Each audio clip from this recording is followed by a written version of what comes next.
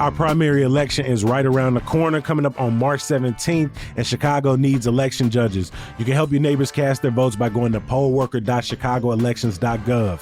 You do have to be a U.S. citizen and a registered voter in Cook County, but you can earn $230 for your service. Plus, if you're bilingual in Spanish, Hindi, Polish, Korean, Chinese, or Tagalog, then they definitely need your help. To learn more and apply, head to pollworker.chicagoelections.gov or call 312-269-7984. Today on CityCast Chicago, will AI data centers come for Illinois' privacy laws? What did the state's attorney have to say about the mayor's executive order on ICE? And what the hell are the Bulls doing? It's Tuesday, February 10th. I'm Jacoby Cochran, and this is what Chicago's talking about.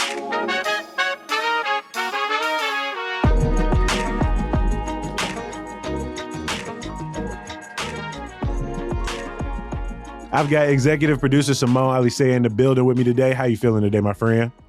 Hey, Jacoby, I'm feeling good. Look the at you, Seahawks won. Oh, you're all smiles.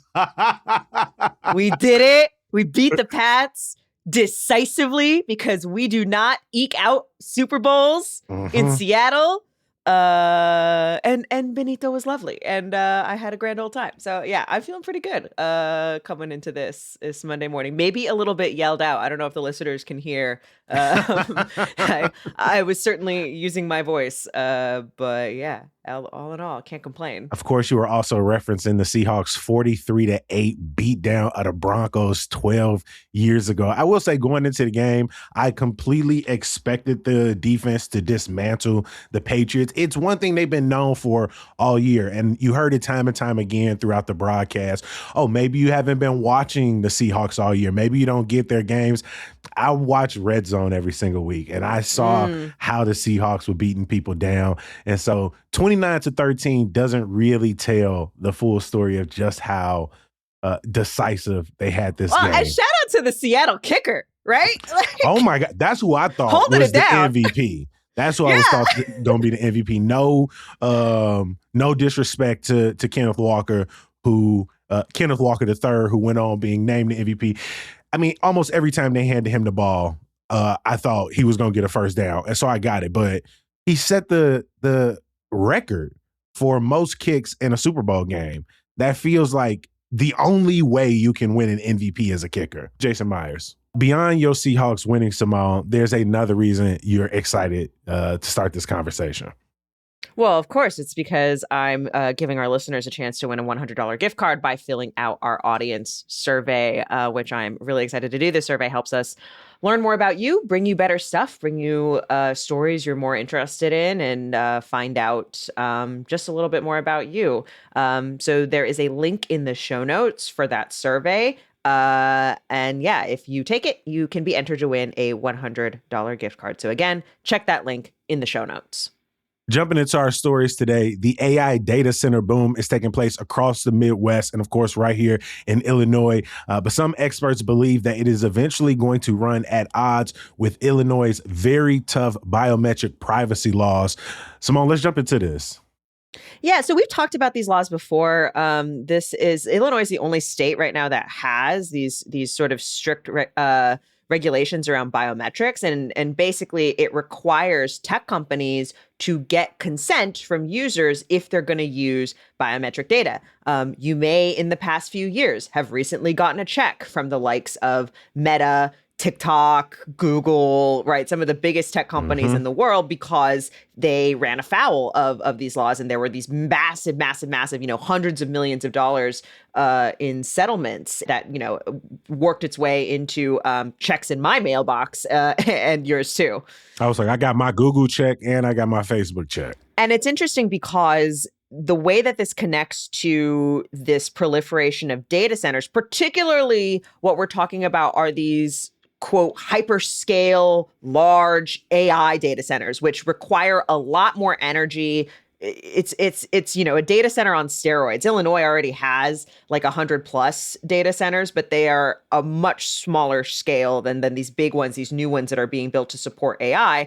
And it is sort of the companies that would be using leasing from these data centers might run afoul of Illinois' Biometric Privacy Act. These a lot of these companies are sort of working directly with, trying to create things like a biometric passport or ID, right? The question is like, are they going to do so in a way that complies with, again, this this state is the only one that has such a law like this. And lawmakers are sort of in Springfield right now debating not only that, if they're going to amend that law to compromise to allow these data centers to be built in some of these Illinois communities, but also a lot of other things revolving these data centers, because of course, as we know, they take up a lot of energy. So what kind of rates are they going to be paying for that energy? What are they going to be paying ComEd to use all that electricity, right? And water use, what kind of regulations will there be around their water use, particularly in communities where, we're building a massive pipeline to the suburbs, because they already are facing water shortages in those communities, particularly around the southwestern suburbs there. So it is I think it's such a fascinating time right now when it comes to data centers. I think across the country, communities are feeling this, but in Illinois, the way this is unfolding is fascinating, just because of kind of what is already here, and also what our laws we already have on the books. You talked about the speed of development of some of these hyperscale data centers. And right now it seems like Illinois has about 5 of them planned or currently under construction, while some of our neighbors, Indiana has over 30 and Wisconsin has about 14. And to your point, it's creating like sort of multiple fronts on this argument. You have some lawmakers, some officials, some lobbyists, of course, who are saying Illinois is going to miss out on the billions of dollars in development, the billions of dollars in construction jobs, the ability to, sort of set the precedent on where these data centers end up, because they are coming. But some officials push back and say it is not just the privacy laws that are making people skeptical, but some of the community pushback they're already seeing. You've seen out in Aurora, where there was a data center, they've since put a moratorium on building new ones because of the noise complaints. Out in Naperville, they rejected building a new data center there. There was a debate raging in Manuka. You talked about the pipeline to bring fresh water from Lake Michigan, which will be treated by Chicago, out to some of the collar counties. Manuka is one of them, and the estimates was that the Equinix data center that is coming to that area could siphon off 30% of the water annually they're expected to get from their pipeline. Since then, there have been community meetings. The company says it wants to use different types of cooling techniques, which would still need approval from the Illinois government. And so you are seeing some of these communities where they have been hit by disinvestment, where farming has become less profitable, where data centers are starting to pop up. They're having these deep debates about like what the future of their local economies look like. And even they are deeply concerned about what AI means for their economy, for their jobs, and for their environment. And so the idea that Illinois lawmakers would go to Springfield to weaken a privacy law at this moment, when so people are concerned about what their data is being used for and how that data impacts their environment, that seems like a bad look. And I liked that $400 check, Jacoby. I didn't mind it. It's interesting though. There are some cities though that are kind of embracing this construction. DeKalb, notably, just approved energy adjacent to some Meta data centers, and it's fascinating. So their city manager said that that construction has, according to the Chicago Tribune, more than tripled the value of taxable property, for which of course means more money for schools, for parks, for libraries that depend on that revenue. Meta is planning even more data centers in DeKalb, but the issue they're running into there is that it is a slow process to get that power from ComEd, and then of course again this concern over the privacy law. But I think for some of these communities where there either there was industry and there is no Mm-hmm. longer, right? Where industry has picked up and left, or there just hasn't been any, and everyone is in search of sort of taxable property, in search of tax revenue. These are people who are eager to build, right? They're eager to get something on the ground, and it makes it, I think, potentially appealing to some of these, village leaders to just get something up quickly. I think the other the story in the Tribune, which is really, really good, I recommend everyone read it, because it looks at a few of these different projects and the various sides, because there's also a quote from a labor leader in that piece that kind of gets at the dichotomy of this, which is like, it's like they want to get their people into jobs now, right? That will pay the bills, but will they eventually be jobless because of what AI becomes, right? Is a huge question. And so does it make sense in the long term to prioritize this kind of computing given the potential pitfalls of AI overall? I do think, like, when you're facing, like, again, can I get a job right now? Can I tax this right now? Can I get this money right now? Versus thinking about what the future consequences could be, you can see why some leaders are courting this kind of business. 100%.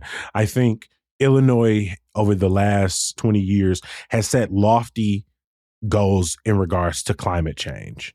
In addition to the fact that they haven't hit those goals, the proliferation of these data centers makes it even more unlikely that they'll be able to have any hope over the next 10 years of hitting those goals. I think in addition to the concerns over water, the strain this is going to put on our energy system, we'd have to double our power grid's capacity over the next decade to keep in line with these data centers. But I also think it really sets up some of these small towns for the eventual bubble popping, right? Our entire economy right now is sitting on the bubble of AI, generative AI, and the prospects of AI. And what happens when these data centers aren't needed because companies start folding, and entire townships that have staked their future on this property tax revenue, on the construction jobs, and then the very few permanent jobs that are created by it. What happens when this becomes the next industry to up and leave? It puts their environment and their economy really in the grips of these companies, and the way that it is really threatening moving forward.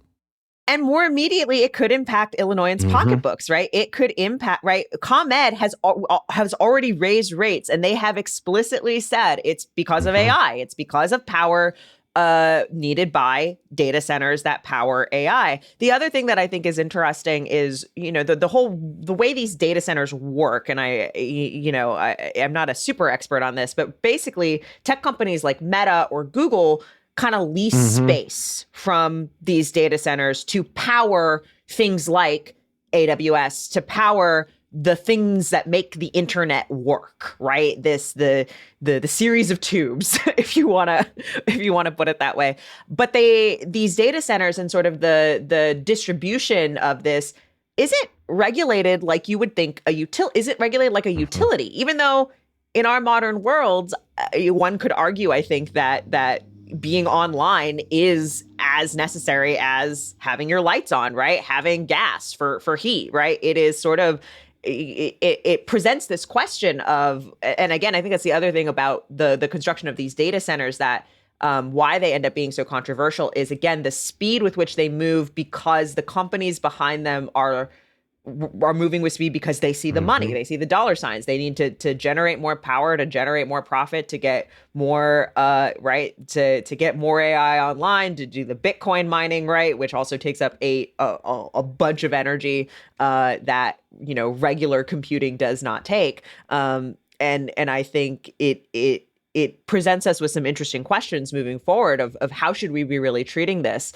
Another question people might have that I almost don't want to pull in here, because I do think it's different, is sort of like, well, what about this like quantum computing center being constructed and pushed by state leaders at Southworks? I do think there are key differences there. Like, it is not the same thing as a data center. There's a lot of research going on at that site that's sort of a little more far off. There's a lot we don't know yet. But I am really looking forward to the next installment. Illinois Answers Project has been doing a series kind of diving into the money, the promises, the jobs. And then the next one coming out is about potential environmental impacts. And I will be really curious to see kind of how that is different or similar to some of these data centers that are popping up, outside of the city.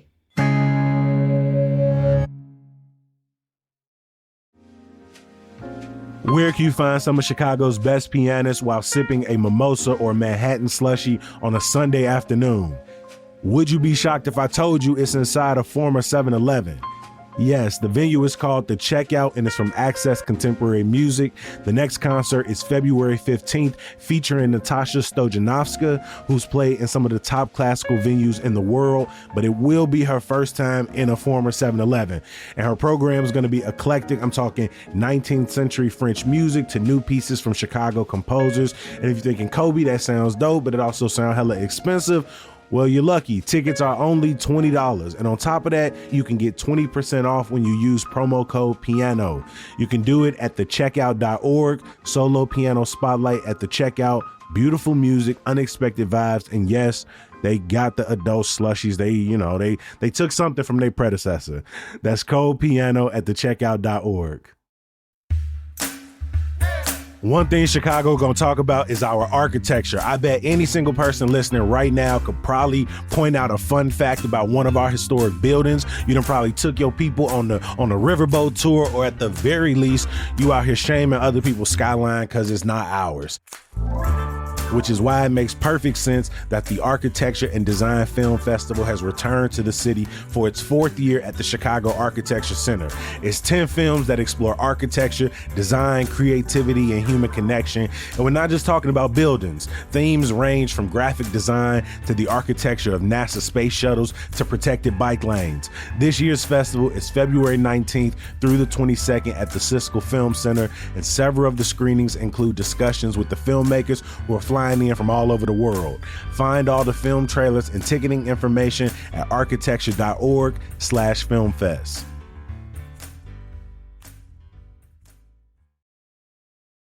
Last week, you and I were talking about Mayor Brandon Johnson's ICE on notice executive order.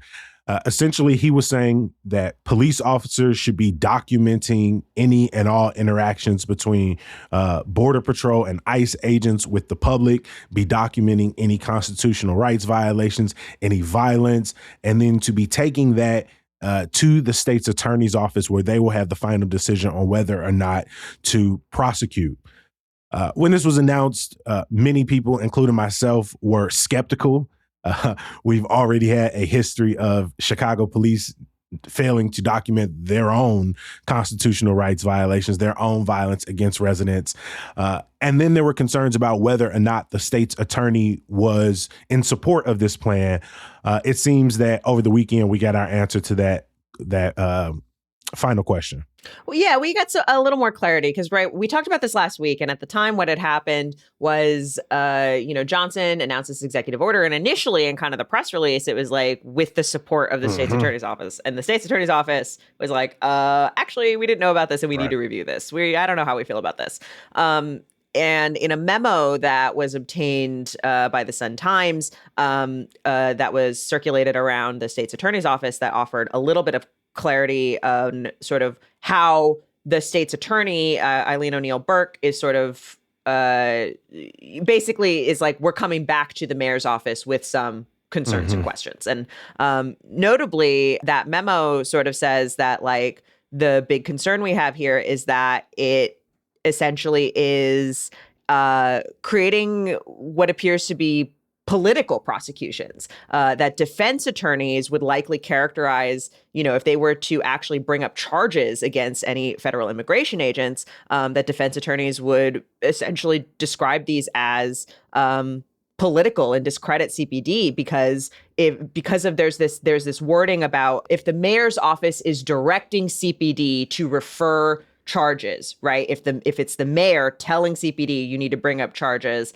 can you then say, like, oh, well, the mayor's just doing this to score political points or to make this a political thing rather than, sort of the facts of the crime, so to speak. And it's interesting. I do think this kind of speaks to generally again, how difficult it is to prosecute law enforcement agents for things they do while they're on duty, right? For things they do in the course of their job. Law enforcement officers have pretty broad immunity. They are authorized to use force. That is part of the way law enforcement works.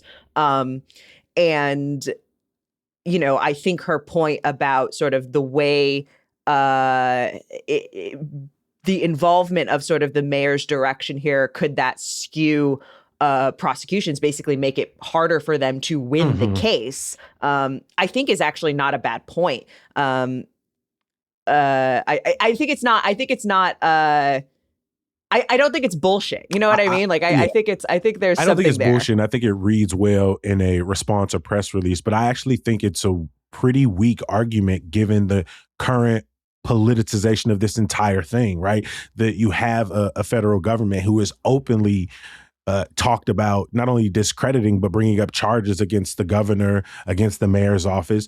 You have on its face a federal agents who are moving throughout cities with, like you said, pretty broad immunity, pretty broad cruelty, able to use violence from tear gas to shooting to killing people without seemingly any recourse. And I think it gives you an opportunity, knowing that it's already hard enough to prosecute against law enforcement. I think it gives you the exact type of positioning you need to take a more aggressive rhetorical stance, because it is difficult to prosecute. And so I think falling back on, it may make it harder for us to do our job. And we are very concerned about the way immigration agents have been wreaking havoc in communities. I think what we've seen in their testimony from judges, in the video, in the type of evidence that has been open to the public already. Sure, it hasn't gone through the sort of the scrutiny and the checks and balances of like a court system, but like I think there's enough on its face to take a more aggressive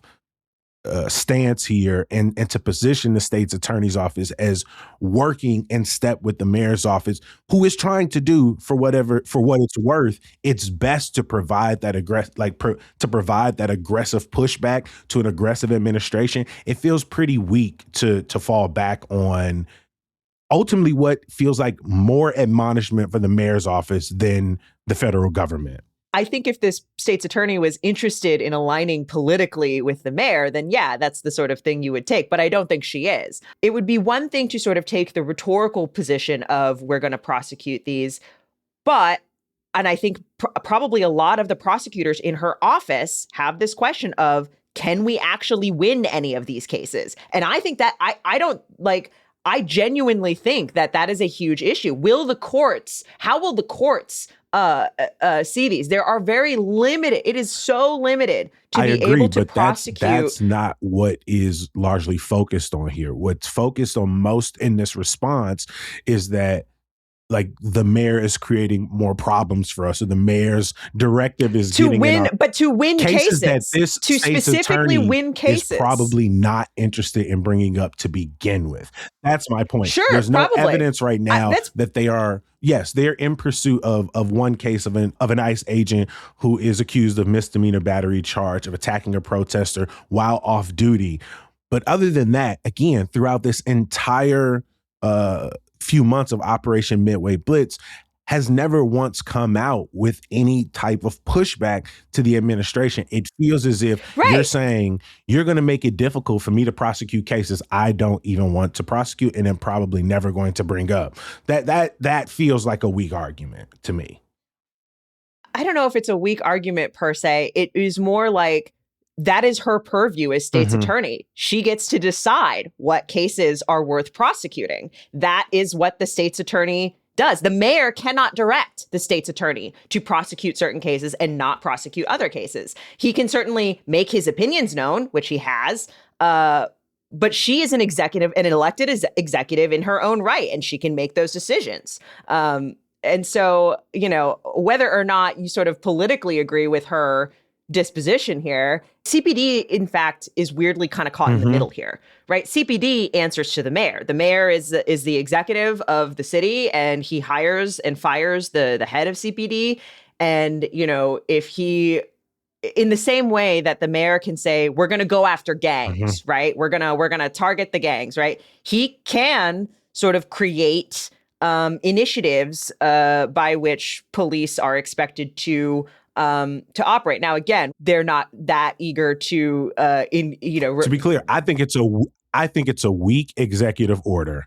I think Yes. it historically asks police group that is notorious for violations to try to police the violations of another, right? That's already under its own federal consent, right? I believe it's a weak executive order, but I think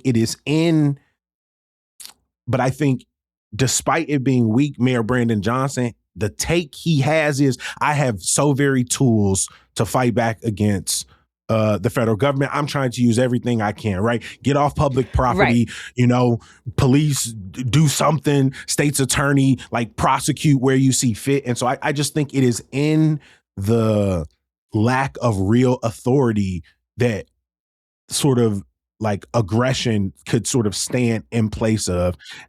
But it's instructive. I think it's instructive to see, which executives are acting and how, right? And what they're prioritizing.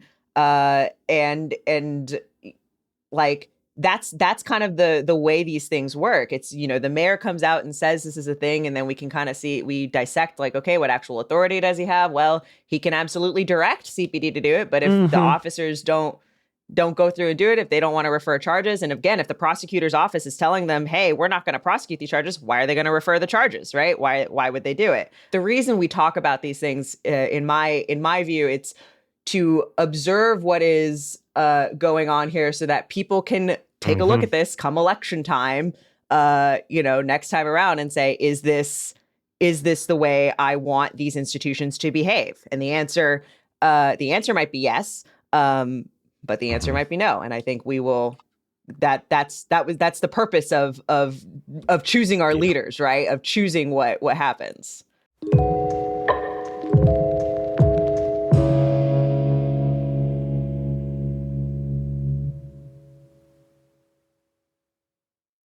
Last week, while you were preparing for the Bonito Bowl and to celebrate your Seahawks beating the hell out of the Patriots, I was still mourning the Bears season, right? The magical season, right? All I heard during the Super Bowl parties this weekend was, now, once the Bears was gone, nobody cared anymore. But I knew somebody who cared. But I was also sort of dealing with the choices of the Bulls front office. The NBA trade deadline was last week, and Simone, they got active. Yeah, so I was kind of watching this from afar, and I had to write a headline for this for the newsletter, and it was so funny. It was so short because I was basically like, yeah, they're trading a bunch of people, and these are like names I recognize, and like, that's weird. Why are you trading all the names that I actually know? That doesn't seem smart. So I need you to explain to me what could possibly be behind the Bulls thinking. What's interesting is, of course, no one in the front office or on the roster, any of the staff, is using the words rebuild. No, they are actively not. It is not a they're rebuild. Ignoring it. And of course, no one would ever be caught, at least in public, using the word tank. Last week, the Bulls initiated 7 trades in 6 days, sending away 8 players, including Kobe White, one of the fan favorites, Ayo Dosunmu, hometown hero, Nikola Vucevic, our big man. They did not get rid of Pat, and then some other players. And in return, we got about 9 second-round picks, no first-round picks for any of these, 7 players, including some people I actually like Rob Dillahan from the Wolves, Anthony Simons from the Boston Celtics, Colin Sexton, who is known since he was in college, is just being a dog out there. But it's not clear where the Bulls are headed from here, right? They kept Buzelis, a young up-and-coming star for the team, Giddey, who has become like their floor general when he's not out injured as he is right now. But yeah, this is funny that people always say this. The Bulls don't even know how to tank, right? They maintain the number one team in sellouts, the highest attendance, right? The exact opposite of the Bears, which is the lowest in attendance. And right, And tanking, just as a term, what we're specifically is referring being to as is bad like, as possible so you can get the best chance to get a high draft pick. And the Bulls are never good at that. They stay in the play-in tournament, which means they're like a 9 or a 10 seed. Right now they may be 11th.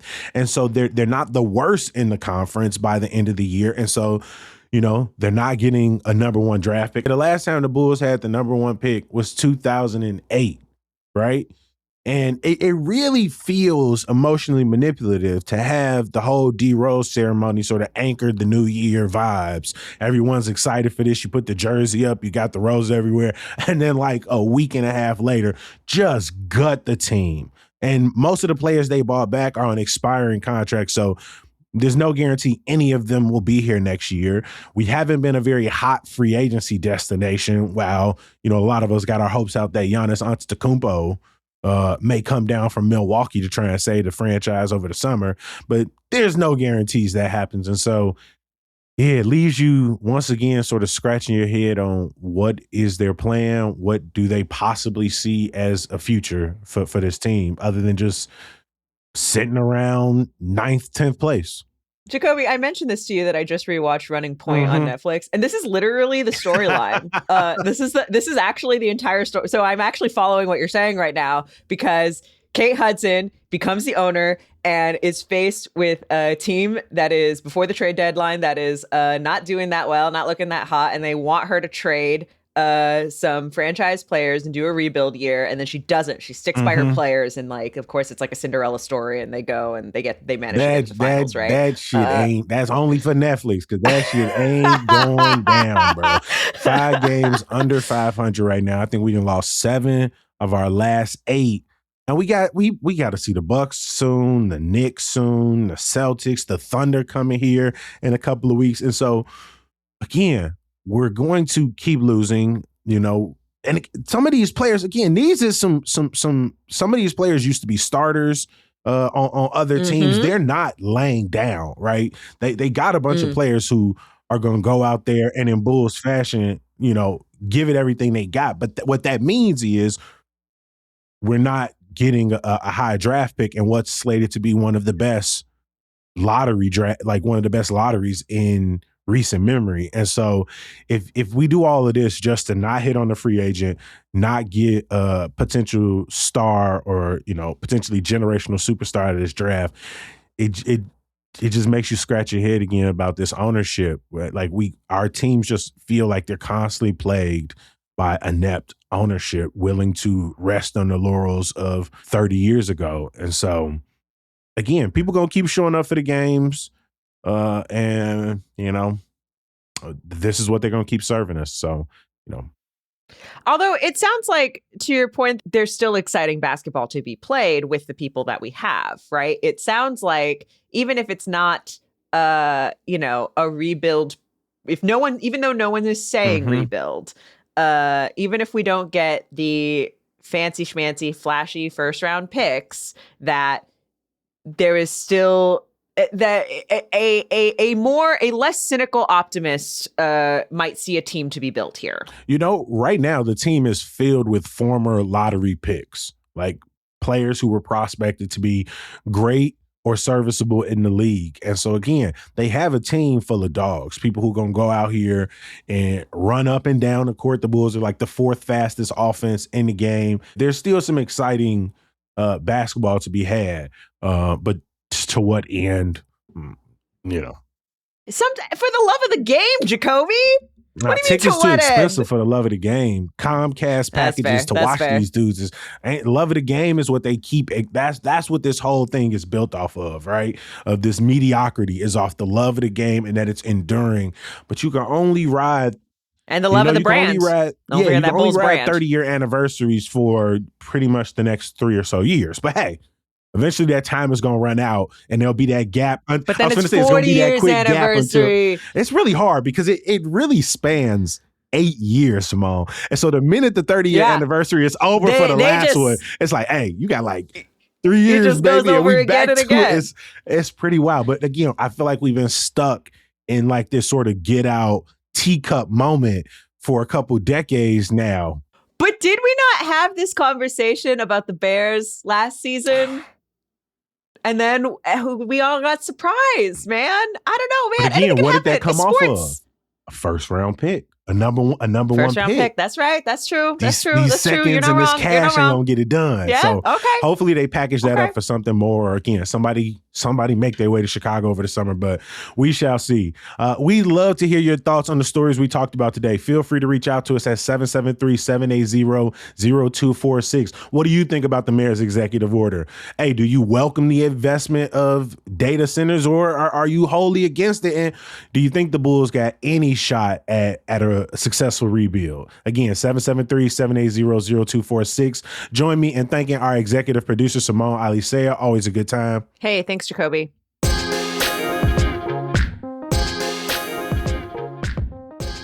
Before we get out of here, bookmark our website, chicago.citycast.fm. There you can find our daily newsletter, our events calendar, and if you got it like that, sign up to become a CityCast Chicago neighbor. Of course, we can't get out of here without some good news. I want to give a huge shout out to Principal Regina Latimer Lake, the principal of Charles W. Earl STEM Elementary School in Inglewood. She was chosen from a pool of 20 regional winners as the statewide elementary principal of the year by the Illinois Principals Association. If you want to learn more about her, please visit our show notes. We are going to be back bright and early tomorrow talking about breakfast sandwiches and so much more. I'll see you then. Peace.